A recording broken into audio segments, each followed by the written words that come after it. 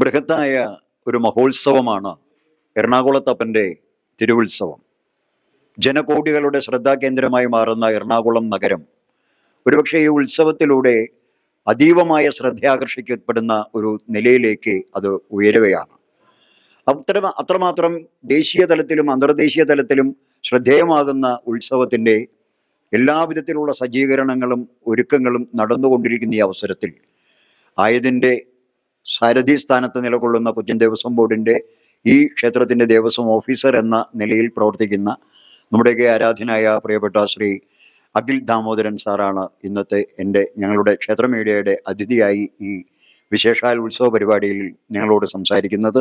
അദ്ദേഹത്തെ നമുക്ക് വളരെ ഹാർദവമായി ഈ സംവാദത്തിലേക്ക് സ്വാഗതം ചെയ്യാം. നമസ്കാരം സാർ. സാർ, വളരെ പ്രസിദ്ധമായിട്ടുള്ള വിശ്വപ്രസിദ്ധം എന്ന് വേണമെങ്കിൽ പറയാം നമുക്ക് എറണാകുളത്തപ്പൻ്റെ ഉത്സവം. അത് ആന എഴുന്നള്ളത്തിലൂടെയും പഞ്ചവാദ്യത്തിലൂടെയും മേളത്തിലൂടെയും അതുപോലെ തന്നെ ക്ഷേത്രകലകൾ കൊണ്ടും അങ്ങനെ എല്ലാവിധ ഘടകങ്ങളും ഒത്തുചേരുന്ന ഒരു മഹത്തായ ഉത്സവമാണ്. എല്ലാവരും ഉറ്റുനോക്കുകയാണ്. നമുക്ക് വളരെ ചുരുങ്ങിയ സമയം കൊണ്ട് ഈ ഒരു ഉത്സവത്തെ പൂർവ്വകാല പ്രതാപങ്ങളോടുകൂടി ജനങ്ങൾക്ക് മുമ്പിൽ സമർപ്പിക്കുകയും വേണം. അപ്പോൾ ആയതിൻ്റെ തയ്യാറെടുപ്പുകൾ എവിടം വരെ ആയി? എങ്ങനെയാണ് ഇത്തവണത്തെ വേല ഉത്സവം ഒരു ഓഫീസറുടെ സ്ഥാനത്ത് ഇരുന്നുകൊണ്ട് ഒരുപാട് ഉത്തരവാദിത്തങ്ങളാണ്, വലിയൊരു എന്താ പറയുക, ശരിക്കും പറഞ്ഞാൽ ഒരു ഉത്തരവാദിത്തം തന്നെയാണ്. അതെങ്ങനെ നിർവഹിക്കുന്നു സാർ? ഒന്ന് നമ്മുടെ പ്രേക്ഷകരുമായിട്ടൊന്ന് വിശദീകരിച്ചാൽ വളരെ സന്തോഷം. നമസ്കാരം. എറണാകുളം ശിവക്ഷേത്രത്തെ സംബന്ധിച്ചിടത്തോളം, ഭക്തജനങ്ങളെ സംബന്ധിച്ചിടത്തോളം ഒരു വർഷക്കാലം നീണ്ടു നിൽക്കുന്ന ഒരു കാത്തിരിപ്പ് തന്നെയാണ് എറണാകുളത്തപ്പൻ്റെ തിരുവുത്സവം. ഒരു നഗര മധ്യത്തിൻ്റെ എല്ലാവിധ ഭംഗിയും പ്രൗഢിയും ഒത്തുചേരുന്നത് ഈ 8 ദിവസങ്ങളിലാണ്. അതുപോലെ തന്നെയുള്ള ഒരുക്കങ്ങളും എല്ലാ ഭക്തജനങ്ങളും, എറണാകുളത്തുകാരനായിട്ടുള്ള ഏതൊരു വ്യക്തിയും കാത്തിരിക്കുന്ന ഉത്സവത്തിന് ഏതാനും ദിവസങ്ങൾ മാത്രമേ ബാക്കിയുള്ളൂ. എല്ലാ ഏൽപ്പിക്കലുകളും ഒരുക്കങ്ങളും പൂർത്തിയായിട്ടുണ്ട്. നിലവില് കേരളത്തിലെ പ്രമുഖ നിരയിലുള്ള എല്ലാ ഗജവീരന്മാരും ഇവിടെ എത്തിച്ചേരുന്നതിനുള്ള ഏർപ്പാടുകൾ ചെയ്തിട്ടുണ്ട്. 8 ദിവസങ്ങളിൽ ഓരോ ദിവസങ്ങളിലുള്ള കലാ സാംസ്കാരിക പരിപാടികൾക്കുള്ള, ആദ്യമായി തന്നെ പറയുകയാണെങ്കിൽ മേള വാദ്യകലകൾ, പത്മശ്രീ പെരുവനം കുട്ടന്മാരാർ, പെരുവനം സതീശന്മാരാർ, ചെറുശ്ശേരി കുട്ടന്മാരാർ, അതുപോലെ RLV മഹേഷ് കുമാർ, തിരുവല്ല രാധാകൃഷ്ണൻ എന്നിങ്ങനെയുള്ള പ്രമുഖ കേരളത്തിലെ നിരകളിലുള്ള ശ്രദ്ധേയരായിട്ടുള്ള ആളുകളെല്ലാം, കലാകാരന്മാരെല്ലാം ഇവിടെ എത്തിച്ചേരുന്നുണ്ട്. അതുപോലെ പഞ്ചവാദ്യത്തിൽ കോങ്ങാട് മധുചേട്ടൻ, ചോറ്റാനിക്കര വിജയന്മാരാർ നേതൃത്വം നൽകുന്നു. എന്നിങ്ങനെയുള്ള രീതിയിലാണ് അത് കൈകാര്യം ചെയ്യാനായിട്ട് ഉദ്ദേശിച്ചിട്ടുള്ളത്. 14-ാം തീയതിയാണ് ദ്രവ്യകലശ പൂജകൾ ആരംഭിക്കുന്നത്. 3 ദിവസത്തെ 14, 15, 16 തീയതികളിലായിട്ടാണ് ഇത് കൈകാര്യം ചെയ്യുന്നത്. 16-ാം തീയതിയിലെ ബ്രഹ്മകലശത്തോടു കൂടി കൊടിയേറ്റം. 16-ാം തീയതിയിലെ ബ്രഹ്മകലശ പൂജകൾ കാലത്താണ് നടക്കുന്നത്. പരികലശ പൂജയ്ക്ക് ശേഷം ബ്രഹ്മകലശ പൂജ ആടലാണ് പതിവ്.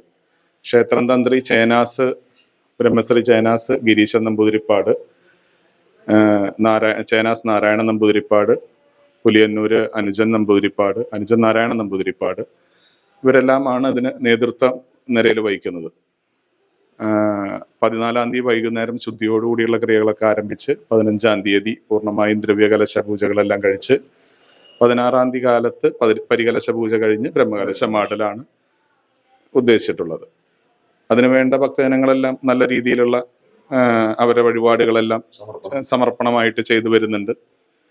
അതുകൂടാതെ 4 വേദികളിലായിട്ടാണ് കലാസാംസ്കാരിക പരിപാടികൾ ഒരുക്കിയിട്ടുള്ളത്. ക്ഷേത്രാങ്കണത്തിലെ വേദി, അതുപോലെ കൂത്തമ്പലം, വടക്കേനട ഭാഗത്തുള്ള വേദി, ദർബാർ ഹാൾ ഗ്രൗണ്ടിലുള്ള വേദി.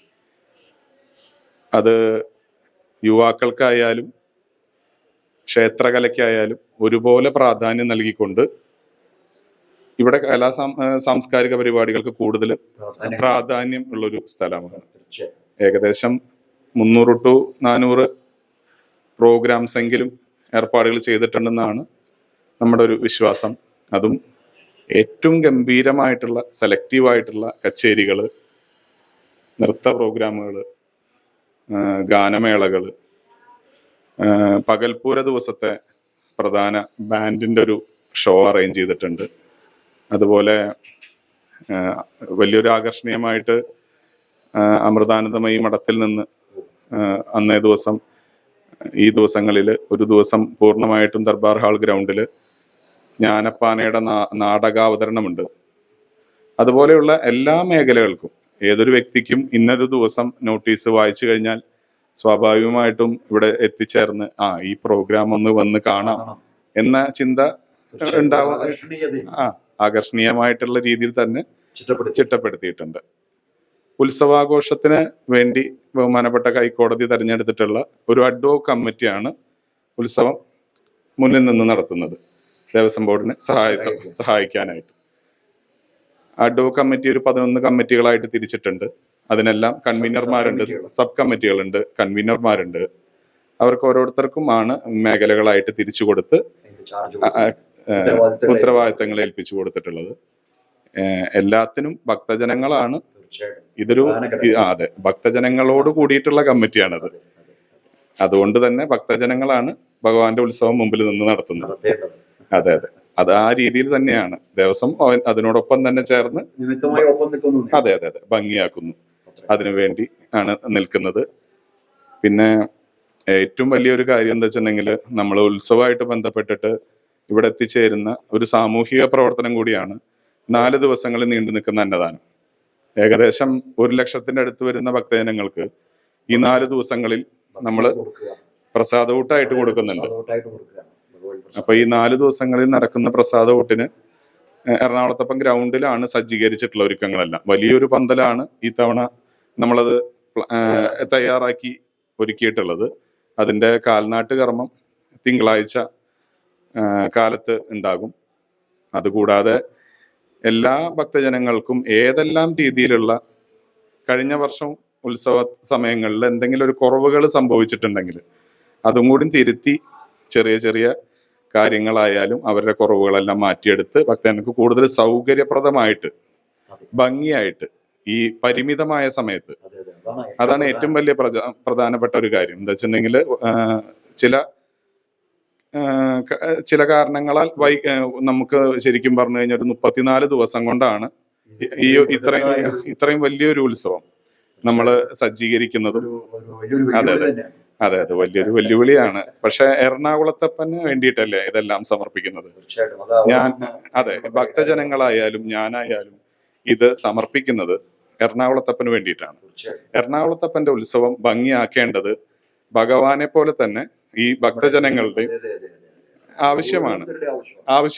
അതായത് ഇത് ഭംഗിയാക്കി ഭഗവാന് സമർപ്പിച്ച് പ്രാർത്ഥിക്കേണ്ടത് ഈ എറണാകുളത്തും അതുപോലെ എറണാകുളത്തപ്പനെ പ്രാർത്ഥിച്ച് ഓരോ പ്രാർത്ഥനകൾ നേടിയെടുത്തിട്ടുള്ള ഓരോ ഭക്തന്റെയും അനുഭവസ്ഥരായിട്ടുള്ള ഓരോരുത്തരുടെയും കടമയാണ്.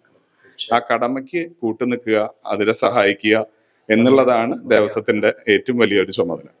അപ്പൊ അത് ഭംഗിയാക്കി തീർക്കുന്നതിന് വേണ്ടിയിട്ട് ഈ വളരെ പരിമിതമായ സമയം കൊണ്ട്, നമ്മളിപ്പോൾ പറയും പണമായും അതുപോലെ ധാന്യമായും അതുപോലെ ചടങ്ങുകളായും സ്പോൺസർഷിപ്പുകളായും അപ്പോൾ സാധിക്കാവുന്ന ഭക്തജനങ്ങൾക്കുള്ള സഹായ സഹകരണങ്ങൾ എറണാകുളത്തപ്പന് നൽകുക.